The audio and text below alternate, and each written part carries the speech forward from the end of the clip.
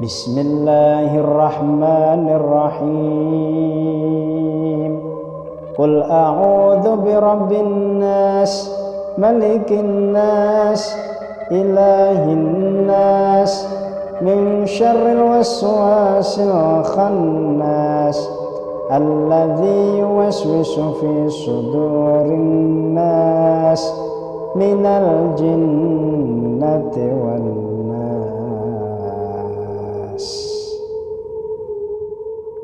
Bismillahirrahmanirrahim. Assalamualaikum warahmatullahi wabarakatuh. Sobat Kembar Sunyi dimanapun teman-teman berada.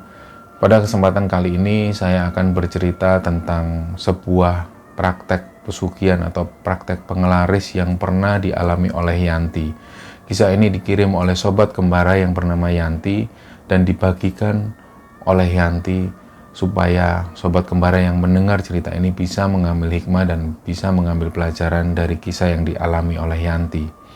Sebelum menyaksikan atau sebelum menonton tayangan ini, untuk teman-teman yang sedang menonton tayangan ini dan belum juga subscribe, yuk subscribe sekarang juga agar kami lebih bersemangat lagi dalam membuat konten-konten terbaru di Kembara Sunyi. Dan untuk teman-teman yang telah mendukung kami sejauh ini, kami mengucapkan terima kasih banyak. Semoga amal kebaikan teman-teman dibalas kebaikan berlipat oleh Allah Subhanahu wa Ta'ala.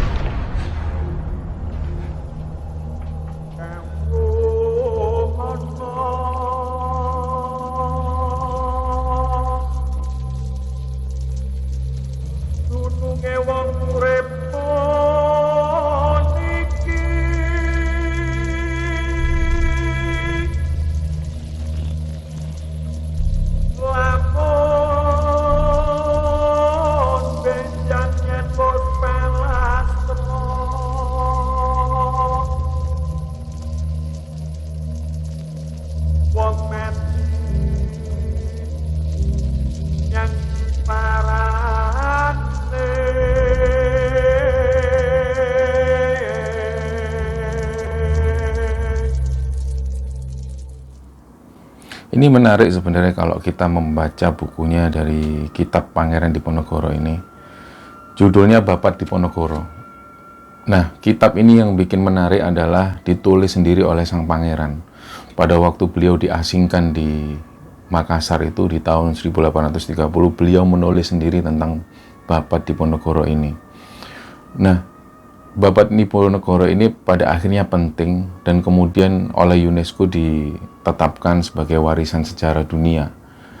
Nah, kita tahu bahwa Pangeran Diponegoro ini adalah seorang yang soleh, seorang yang alim dari Jawa, dan beliau memutuskan untuk berperang melawan Belanda pada waktu itu di tahun 1825.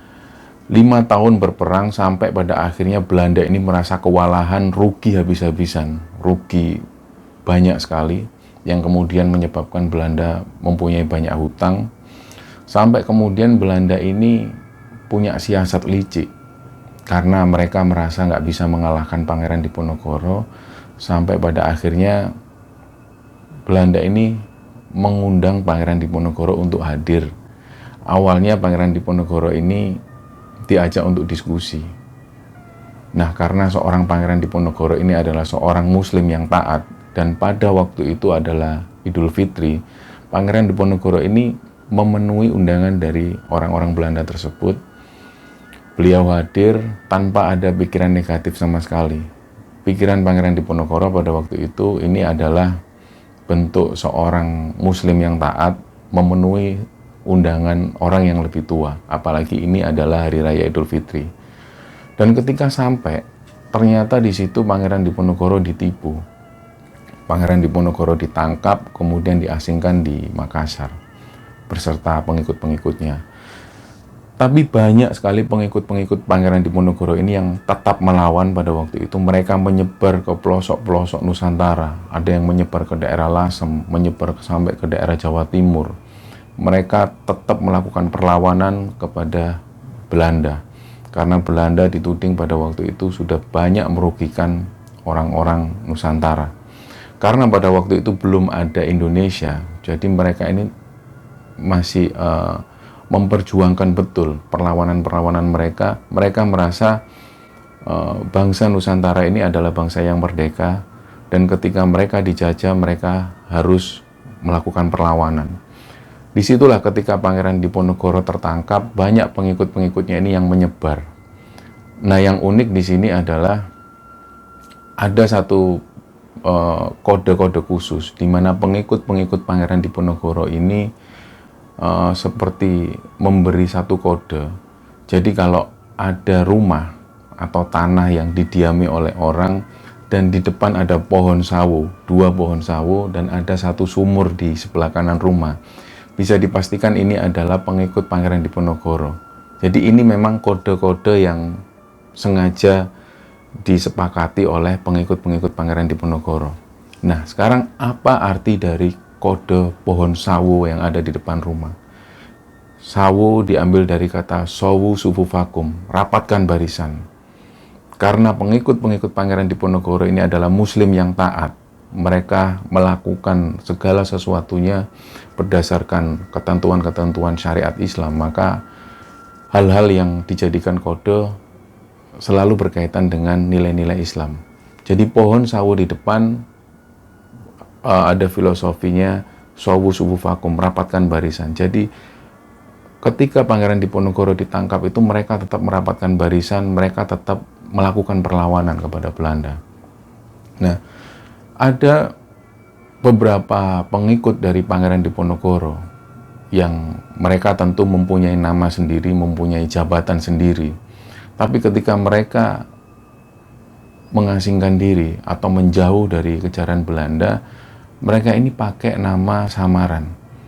Nah, salah satu di antaranya ini adalah Eyang Juko, yang kemudian beliau ini menetap di salah satu lereng Gunung Kawi yang ada di Malang, Jawa Timur.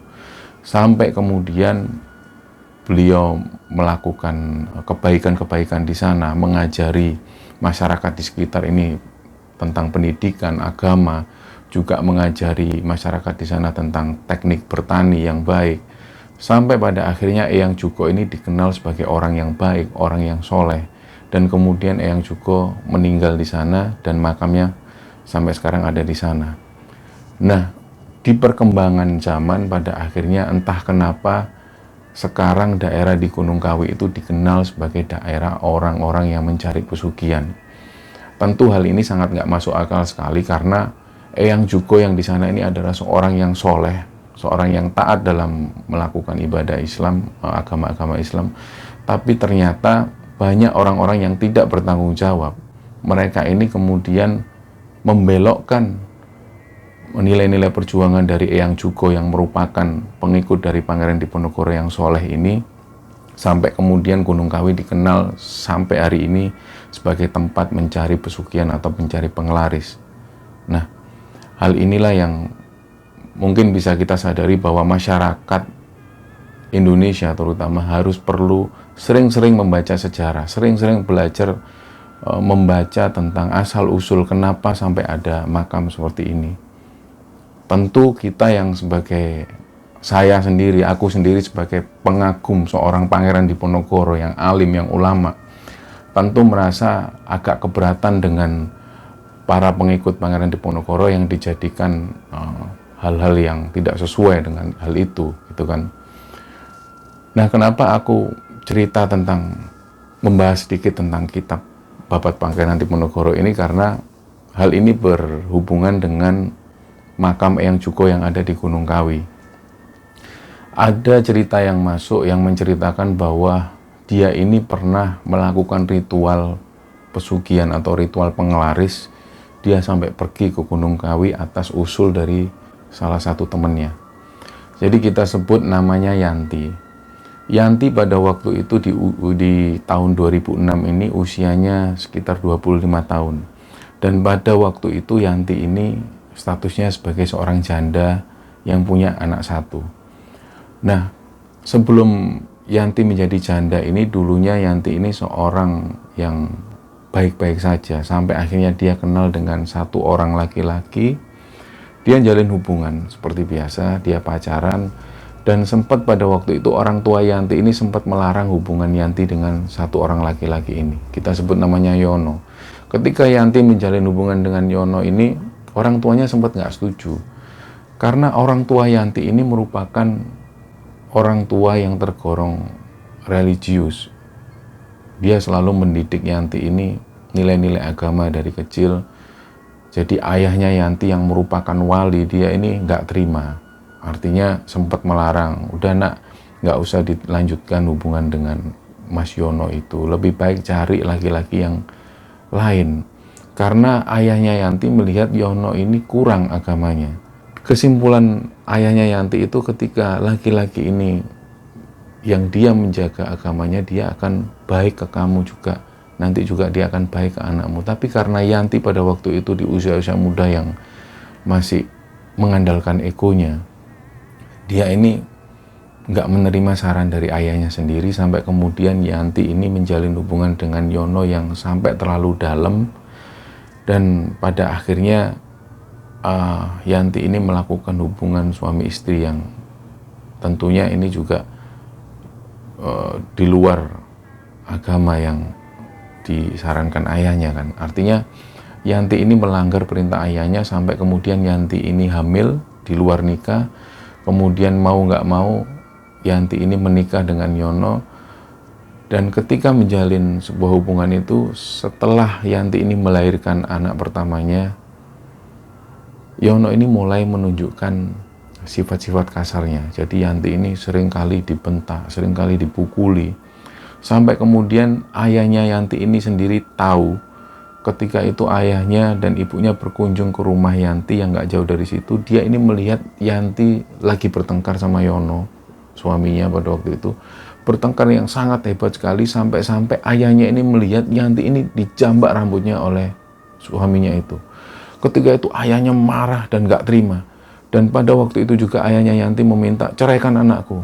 Aku gak mau anakku diperlakukan seperti ini. Ketika itu mereka pun cerai, dan akhirnya Yanti ikut kembali bersama orang tuanya. Gak lama kemudian Yanti mungkin merasa malu dengan ayah dan keluarga yang ada di sana, malu dengan tetangga. Yanti ini pamit pada ayahnya untuk menjadi seorang TKW. Dia memutuskan untuk mencari pekerjaan di luar negeri untuk menghidupi anaknya yang masih bayi pada waktu itu. Karena ayahnya Yanti ini juga kemudian kasihan dengan Yanti dan memberi kesempatan Yanti untuk mencari penghidupan yang wajar, akhirnya ayahnya mengizinkan Yanti untuk jadi TKW. Berangkatlah Yanti menjadi TKW. Sekitar 3 tahun berselang, Yanti pulang itu juga mengalami hal-hal yang tidak mengenakan, karena ketika di luar negeri itu dia mengalami juga kekerasan, sampai pada akhirnya dia nggak kerasan dan kembali pulang ke Indonesia. Kemudian ayahnya Yanti itu memberi satu saran untuk diberikan modal supaya Yanti ini buka usaha dan nggak usah kerja di luar negeri lagi. Yanti pun setuju. Dia kemudian buka satu warung yang nggak jauh dari situ. Nah, pada saat menjalani bisnisnya itu, Yanti ini seringkali mengalami cobaan juga. Banyak tetangga-tetangga Yanti ini yang nggak suka dengan Yanti yang buka warung itu. Seringkali Yanti ini mengalami diskriminasi, bahkan mengalami serangan-serangan secara verbal, baik itu 2 hari sekali, kadang-kadang seminggu sekali. Dia ini seringkali dihujat. Entah apa yang membuat Yanti ini dihujat, sampai akhirnya Yanti ini sudah nggak betah lagi untuk melanjutkan warungnya itu. Dan pada waktu itu juga Yanti pamit ke ayahnya untuk pergi keluar kota. Dia bawa anaknya yang baru usia 4 tahun itu, dia bawa anaknya pergi keluar kota. Ada salah satu kota di daerah Jawa Tengah itu, Yanti pergi ke sana. Kemudian di situ ada satu kampus yang kebetulan ramai sekali, dan di sekitar kampus ini banyak stan-stan warung makan.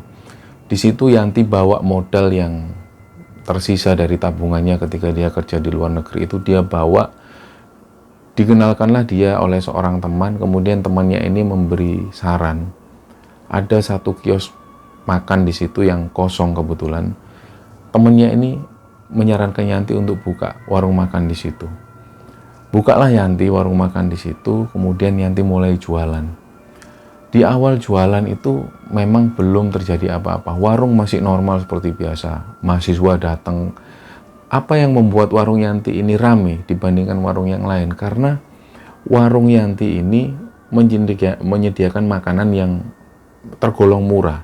Jadi di saat warung makan lainnya menyediakan harga satu piring sekitar 10.000 ke atas, tapi Yanti ini jualan makanan yang harganya di bawah 10.000. Ada makanan 7.000, 8.000 dengan lauk yang sangat lengkap. Itulah yang membuat warung Yanti ini ramai sekali, banyak dikunjungi mahasiswa. Sampai kemudian sekitar 1 bulan berjalan, warung Yanti ini tiba-tiba sepi. Jadi sama sekali nggak ada pengunjung yang datang ke situ. Biasanya mahasiswa-mahasiswa ini datang makan di sana tiap pagi, siang, bahkan sore sampai malam hari. Warung ini banyak didatengin mahasiswa. Tapi entah kenapa setelah 1 bulan berjalan itu warung Yanti ini tiba-tiba sepi. Dan nggak lama kemudian ada satu orang warga yang tinggal di dekat situ. Dia ini datang ngomong ke Yanti, "Mbak, warungnya jenengan ini kok semakin sepi." "Iya Mbak, nggak tahu apa mungkin masakanku sudah nggak enak." Nah, salah satu orang tetangganya ini bilang, Mbak Yanti tahu nggak kalau semua warung-warung yang ada di sini itu pakai penglaris?" "Loh, masa iya Mbak?" "Iya Mbak, semua warung-warung yang di sini ini pakai penglaris. Tapi mungkin ada beberapa orang itu yang selain pakai penglaris, dia ini juga pakai satu ajian-ajian yang juga menghambat, seperti dia ini menutup warung orang lain dengan secara gaib. Nah, boleh jadi warung Mbak Yanti ini yang ditutup seperti itu. Coba Mbak Yanti juga bisalah ikut ritual-ritual penglaris ini. Ada kenalanku di daerah Gunung Kawi sana yang menyediakan ritual-ritual semacam ini. Siapa tahu nanti warung Mbak Yanti ini mulai laris lagi." Nah, awalnya Yanti mikir, enggak Mbak, aku enggak mau ikut-ikut macam gitulah. Biarin aku jualan apa adanya gini. Toh masakanku juga enak, makanan yang tak sediakan juga murah, warungku juga bersih. Nah, akhirnya orang ini, tetangganya Yanti ini bilang, "Ya sudah Mbak, kalau memang Mbak Yanti nanti butuh, hubungi aku aja, nanti tak kenalin, nanti tak tunjukin orangnya di mana, namanya siapa, Mbak Yanti nanti pergi ke Gunung Kawi itu." Yanti awalnya nggak mau, tapi berhari-hari warungnya ini semakin sepi. Sampai kemudian Yanti ini hitung-hitungan kok semakin defisit. Aku nggak ada pemasukan sama sekali, sedangkan setiap hari ini aku harus butuh perputaran. Jadi begitu dia masak, hanya 1-2 orang yang beli, sampai kemudian malam hari makanan ini nggak terjual sama sekali dan kemudian dibuang. Nah, kemudian Yanti ini mulai berpikir, kayaknya mungkin aku coba ikut-ikutan cari pesugihan atau cari penglaris. Akhirnya Yanti ini ngubungin satu orang tadi, dan satu orang yang sempat ngasih saran ke Yanti ini tadi menghubungkan ke salah satu orang temannya yang ada di Malang sana. Yanti pun berangkat ke sana menuju ke Gunung Kawi itu. Ternyata di sana begitu sampai di Gunung Kawi, Yanti ini disarankan untuk membeli satu paket ritual, di mana di sana dia harus membayar beberapa juta untuk mengikuti ritual itu. Yang Yanti ingat, entah ini benar atau enggak, tapi ini keterangan dari Yanti bahwa dia di sana disuruh untuk membeli satu paket ritual penglaris. Di sana dia melakukan satu ritual bermalam di salah satu makam yang dikeramatkan di situ, melakukan ritual-ritual yang menurut Yanti itu belum pernah dia lakukan sama sekali. Nah, entah apa yang dilakukan, Yanti nggak cerita karena dia menganggap ini adalah privasi, dan dia sendiri juga merasa hal-hal itu nggak perlu dijelaskan karena nanti membuat pertanyaan bagi orang-orang yang menonton tayangan ini. Jadi pada waktu itu yang dijelaskan Yanti, intinya dia mengikuti satu ritual yang dimana dia duduk di atas daun pisang, dia duduk di bawah pohon dan disuruh oleh kuncennya ini duduk di situ untuk menunggu. Jadi selama menunggu itu dia tidak boleh kencing, tidak boleh buang air besar, jadi dia harus tetap stay di situ. Kalau mau kencing ya harus kencing di situ. Nah, selama melakukan ritual semacam itu, kemudian Yanti ini tidur di dekat makam keramat itu. Gak lama kemudian dia ini didatengin sosok yang tinggi besar hitam. Kemudian sosok tinggi besar ini pegang kaki Yanti, kayak nyeret Yanti. Waktu itu Yanti juga sadar, ada sosok hitam besar yang nyeret kakinya, dan dia agak kebuka matanya.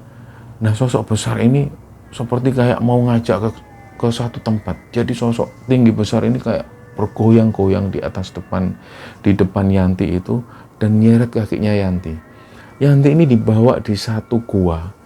Dia nggak tahu ini lokasinya di mana, tapi posisi pada waktu itu dia antara sadar dan nggak sadar. Dia masuk di dalam gua. Di situ dia ngelihat banyak sekali batu-batu yang bertumpuk seperti emas. Di situ Yanti ditunjukkan oleh sosok hitam itu. Sosok hitam ini nunjuk di arah satu lokasi.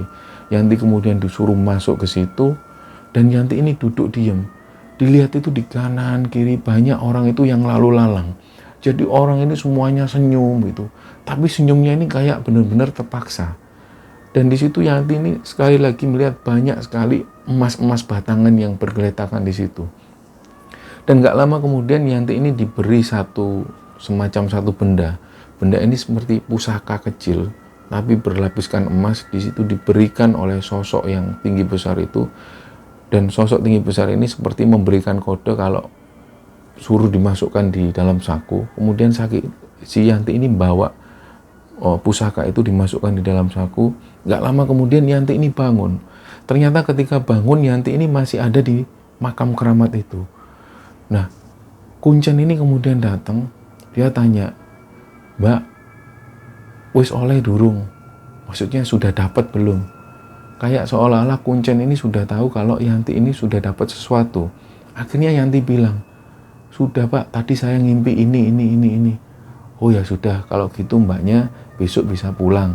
Jangan lupa nanti memberi yang dalam tanda kutip, nggak tahu pada waktu itu Kuncen ngomongnya semacam sedekah pada orang-orang di sana." Yanti ini disuruh ngasih uang lagi untuk ngasih makan ke orang-orang yang ada di sekitar situ. Setelah ngasih uang, Yanti pun pulang. Yanti pulang menemui salah satu tetangganya itu. "Gimana Mbak Yanti? Sudah sampai sana?" "Sudah Mbak, aku sudah ngikutin ritualnya ini. Terus gimana? Dikasih apa?" "Ya ini," dia ngeluarin satu bungkusan kain kafan putih yang entah isinya apa, seperti pasir. Dia nggak tahu pasir itu pasir apa. Ini dikasih oleh salah satu orang yang menunggu di sana. Jadi ketika Yanti mau pulang, ketika Yanti sudah membayar uang mahar itu, Yanti diberikan satu bungkusan kain kafan untuk dibawa pulang. Ini yang rencananya akan disebar di depan warungnya Yanti. Jadi sore itu Yanti mulai menyebar pasir itu di depan warungnya, dan besok harinya Yanti mulai buka warung seperti biasa. Dan pada saat Yanti ini buka warung, ternyata banyak sekali mahasiswa ini yang sudah antri di depan warungnya. Nah, mahasiswa-mahasiswa ini tanya, "Wah Mbak, kemana aja Mbak? Kok selama ini tutup terus? Kami padahal udah nyari, udah kangen masakannya Mbak Yanti loh." Yanti waktu itu kaget loh. "Selama ini buka kok Mas, buka kok. Loh, selama ini loh kita itu lewat selalu warungnya Mbak Yanti ini tutup." Lah Yanti yang pada waktu itu mikir, oh berarti selama ini bener warungku ini ada yang kayak nutup gitu. Akhirnya, "Ya udah Mbak, kami mau makan Mbak." Jadi pagi itu ketika Yanti buka warung, banyak pelanggan-pelanggannya ini yang sudah nunggu di depan. Waktu itu juga warungnya ramai kembali. Siang itu banyak lagi mahasiswa yang makan di situ. Jadi Yanti mulai seneng dengan apa yang dialami pada waktu itu. Nah, berhari-hari sampai berbulan-bulan warungnya Yanti ini tetap ramai. Sampai kemudian Yanti ini mulai mengalami hal-hal yang menurut Yanti ini mulai agak aneh dan gak masuk akal. Malam itu karena Yanti ini juga tidur di warung tersebut, jadi ketika malam tidur itu anaknya ini nangis. Anaknya Yanti ini bangun. Oh, dia nangis seperti anak kecil yang ngelihat sesuatu. Anaknya ini nunjuk ke arah satu titik. Ma, ada raksasa, ada raksasa." Nah, Yanti yang pada waktu itu ngelihat ke arah anaknya yang nunjuk satu titik itu, Yanti ini juga bingung dengan apa yang ditunjuk anaknya. "Kenapa Dek, kenapa?" "Itu ada raksasa ma. Udah ya. Nah, malam itu setiap malam anaknya ini selalu nangis seperti itu. Dan tangisan anaknya ini terus menerus sampai subuh hari. Sampai kemudian karena sering kali anaknya ini nangis tiap malam, mulai jam 12 malam sampai subuh, begitu terus. Sampai pada akhirnya Yanti ini mulai merasa capek. Karena yang seharusnya dia bangun di malam hari untuk masak sebelumnya, dan waktu yang seharusnya dihabiskan untuk masak, karena anaknya nangis, dia harus ngurusin anaknya.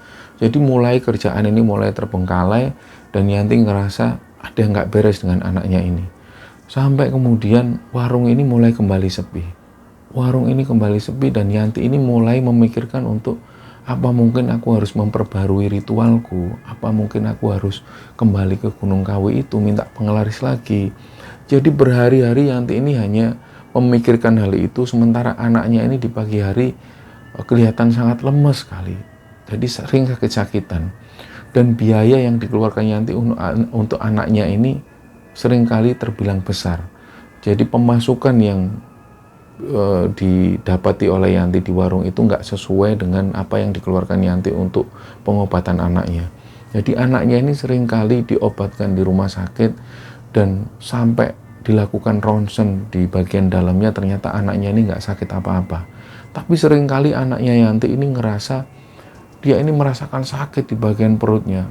Sampai seringkali anaknya ini muntah-muntah yang nggak jelas, dan nggak tahu apa yang dialami anaknya pada waktu itu. Yanti ini sempat menghubungi orang tuanya, dan orang tuanya sempat, ya sudah nak, Yanti pulang aja sama anakmu, kasihan, kamu pulang ke sini ikut bapak.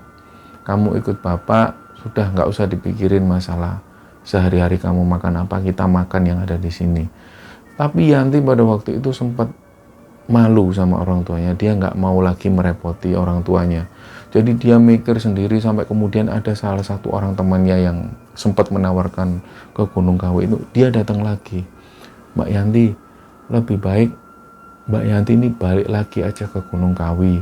Mungkin ritual-ritualnya perlu diperbarui, karena ini sudah hampir 1 tahun Mbak. Jadi warungnya Mbak Yanti ini kembali sepi gitu. Sempat Yanti itu sempat goyang.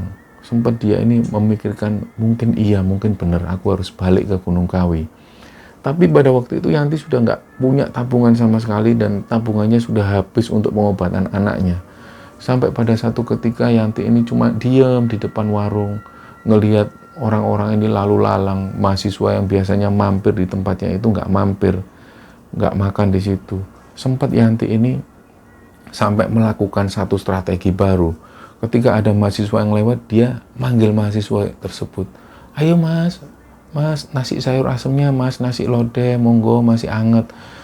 Dia sempat memakai strategi seperti itu, tapi mahasiswa-mahasiswa ini hanya senyum gitu melihat Yanti, dan seolah nggak mendengar kata-kata Yanti.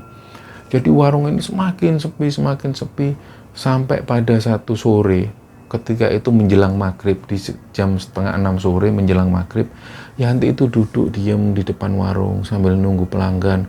Sesekali dia ngelihat ke arah etalase makanannya, kok nggak juga laku. Sambil ngelihat anaknya itu yang terus sakit-sakitan. Jadi anaknya di situ terbaring lemes gitu.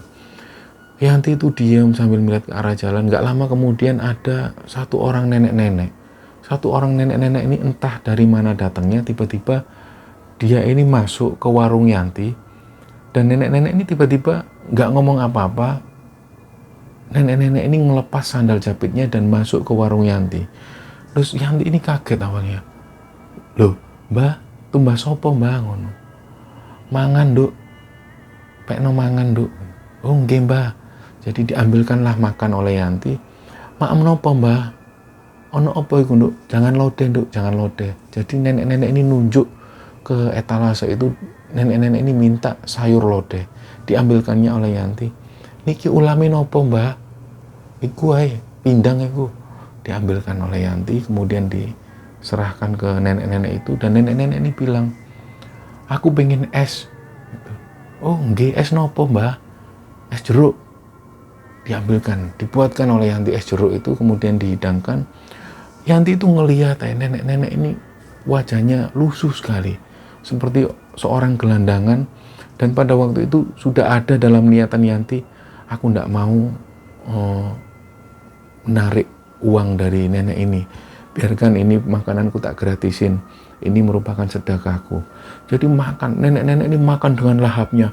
Oh, makan kerupuk. Sekali dia ini minum es jeruknya itu, dia makan dengan lahap nenek-nenek itu. Dan Yanti ini ngelihat di depan itu memang nenek-nenek ini melepas sandalnya untuk masuk ke warung itu. Dibiarin aja oleh Yanti, nggak lama kemudian Yanti ini keluar, sandal ini diambil oleh Yanti. Sandal nenek-nenek, Mbah, sandalnya didamel mawon, dipakai aja sandalnya. Ya wis, jangan nang kono wae. Biarkan di situ aja. Nenek-nenek ini tetap melanjutkan makan dengan lahap sampai nggak tersisa sama sekali. Minumnya pun juga nggak tersisa. Dan Yanti ini masih terus memandangi nenek-nenek itu. Pakaiannya lusuh sekali. Jadi di tangannya ini kotor semua, bekas tanah. Seolah-olah nenek ini tidur di jalan gitu loh. Yanti ini terus melihati nenek-nenek itu. Nggak lama kemudian, berapa semua? Piro kabeh? Ndak Mbah, dihabisin aja dulu. Ndak, piro kabeh? Ndak Mbah, ini gratis Mbah buat Mbah. Si Yanti bilang seperti itu. Nah, nggak lama kemudian, temen ini gratis yo. Gratis Mbah, buat Mbah gratis. Alhamdulillah, aku ketisu urung mangan. Katanya Mbah ini seperti itu. Iya Mbah, kalau Mbah mau bungkus nggak apa-apa, tak bungkusin. Nggak usah wes, kapan-kapan tak mampir sini lagi. Matur suwun ya Nduk, si Mbah ini bilang seperti itu. Nggak lama kemudian Mbah ini noleh ke arah depan, ke arah luar. Mbah ini berdiri terus dilihat, melongok ke arah depan, melongok ke arah kanan, melongok ke arah kiri. Si nenek-nenek ini kemudian kembali lagi ke bangku, terus dia tanya ke Yanti, warungmu ini sepi yo? Iya Mbah, sudah lama sepi. Berapa lama sepinya? Sudah lama Mbah, hampir 1 bulan itu sepi. Kadang-kadang itu warungku rame. Nah, si nenek-nenek ini cuman manggut-manggut sambil lihat ke kanan, ke kiri, sambil lihat ke atas. Nggak lama kemudian, ya wis, aku tak pamit ya. Iya Mbah, matur nuwun deh Mbah. Iya, aku ya suwun ya. Lah, nenek-nenek kemudian pakai sandalnya dan ngambil barang-barang rongsokan itu yang dibawa. Tapi nggak lama kemudian nenek-nenek ini kembali ke meja. Dia kembali ke meja kemudian gebrak. Meja ini digebrak. Kurang ajar kabeh. Nah, Yanti ini kaget. Kenapa Mbah? Iki kurang ajar kabeh yang ada di sini. Nggak lama kemudian nenek-nenek ini gebrak meja lagi. Ngalih kabeh. Ngalih kabeh. Nggak lama kemudian Yanti ini juga ketakutan sampai anaknya ini bangun dan nangis karena nenek-nenek ini gebrak mejanya seperti itu. Jadi Yanti itu melihat nenek-nenek ini gebrak meja sambil marah. Kurang ajar kabeh. Ngalih kabeh. Nah, nggak lama kemudian Yanti ini takut dan nggak tahu, loh Mbah, kenapa Mbah kok ngebreak meja? Nah, nenek-nenek ini diem, dia ngambil sandalnya kemudian pergi. Nggak lama kemudian Yanti karena saking takutnya, dia ini keluar ngelihat, noleh ke arah kanan, noleh ke arah kiri.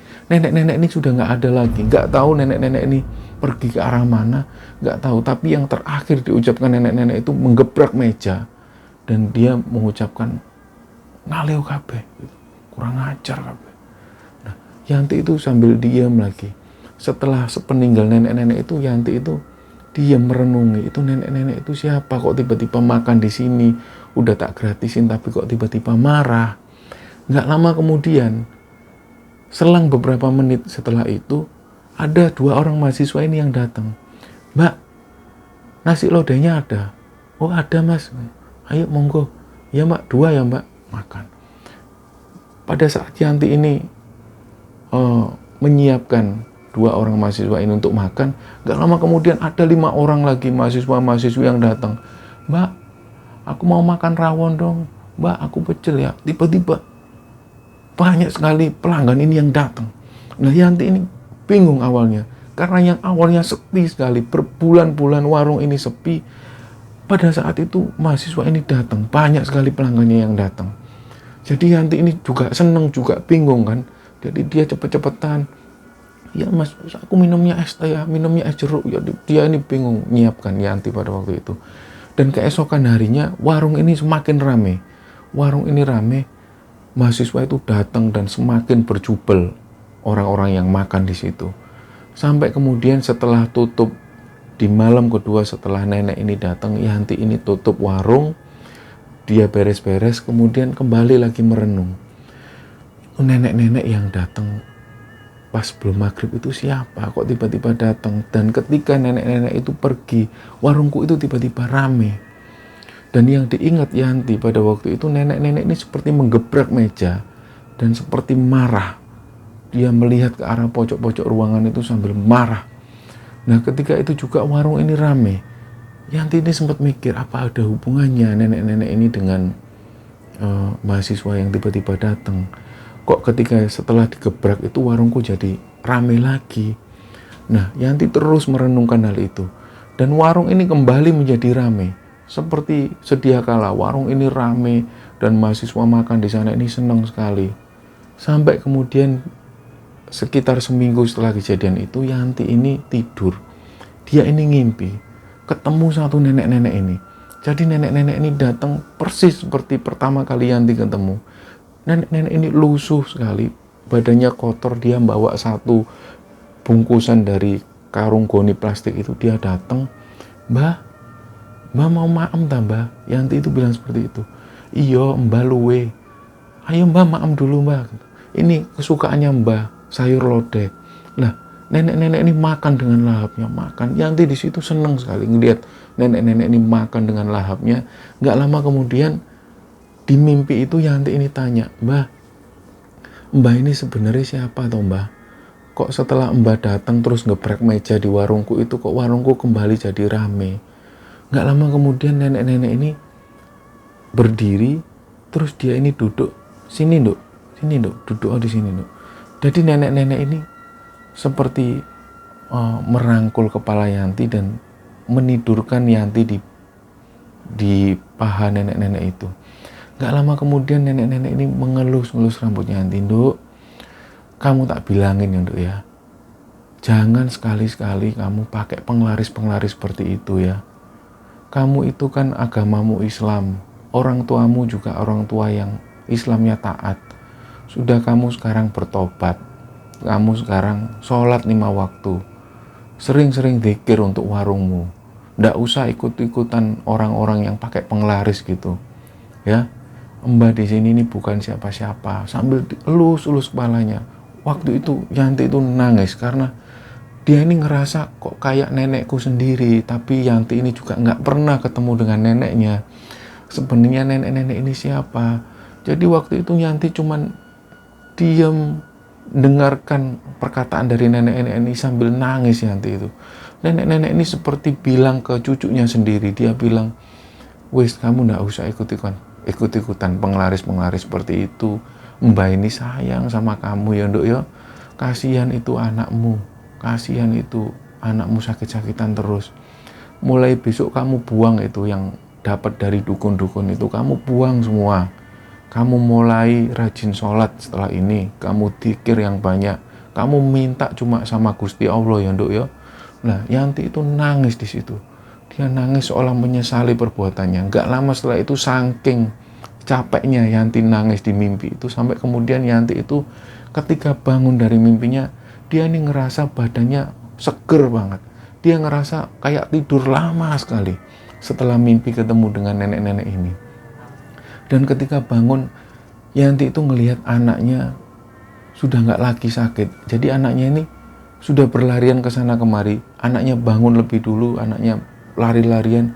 Loh, Yanti ini juga bingung dengan kondisi waktu itu. Loh, anakku kok sehat kembali, ya Allah, apa mungkin ini petunjuk? Apa mungkin nenek-nenek ini adalah seorang wali atau malaikat yang sengaja didatangkan Allah ke aku? Waktu itu Yanti ini langsung pulang menuju ke bapaknya. Dia ceritakan semua ke bapaknya. Dia mengakui perbuatannya bahwa Yanti itu sempat mencari satu penglaris atau pesugihan di Gunung Kawi. Awalnya bapaknya sempat kecewa, dan Yanti juga cerita setelah didatengin warungnya oleh nenek-nenek itu, dan setelah nenek-nenek ini menggebrak meja, warungnya kembali laris.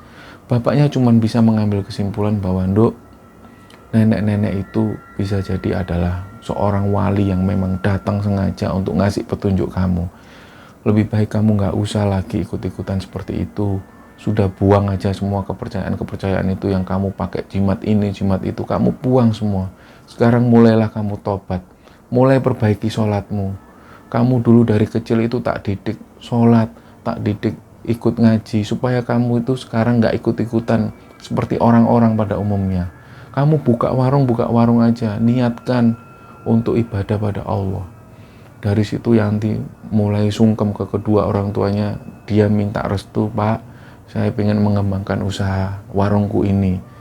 Ini modal yang tak kumpulkan sudah lumayan, aku pengen buka warung lagi di kampus yang di sebelah timur sana, ada kampus lagi dan ada warung. Aku kepingin buka usaha lagi. Yo nak, tak restu yo nak. Akhirnya setelah itu pun Yanti buka warung lagi, dia buka cabang lagi. Singkat cerita, Yanti sampai hari ini mempunyai 20 cabang warung, di mana Yanti sekarang merupakan seorang pengusaha yang sukses, dan dia adalah bisa dikatakan seorang muslimah yang taat. Nah, kisah Yanti ini sangat bisa kita ambil pelajaran bahwa ternyata ketika kita mau memulai usaha itu, ada baiknya kita langsung meminta petunjuk kepada Tuhan Yang Maha Esa. Sudah nggak sewajarnya kita minta penglaris-penglaris atau pesugihan yang ini malah menjerumuskan kita sendiri. Yanti ini adalah satu sosok yang bisa kita jadikan pelajaran bahwa tanpa apapun, tanpa penglaris, tanpa pesugihan, ketika kita memulai bisnis kita, usaha kita, kita niatkan pada Tuhan, kita niatkan pada Allah, maka insya Allah usaha ini akan berjalan dengan baik. Dan jangan sekali-sekali menyekutukan Allah. Jadi Yanti ini adalah nama samaran karena Yanti malu untuk mengungkapkan identitasnya. Dan Yanti sampai hari ini sudah mempunyai 20 cabang warung yang tersebar di Jawa Timur. Jadi semoga kisah ini bisa diambil pelajaran dan bisa diambil hikmah oleh teman-teman sekalian. Mohon maaf kalau ada salah-salah kata. Terima kasih. Wassalamualaikum warahmatullahi wabarakatuh.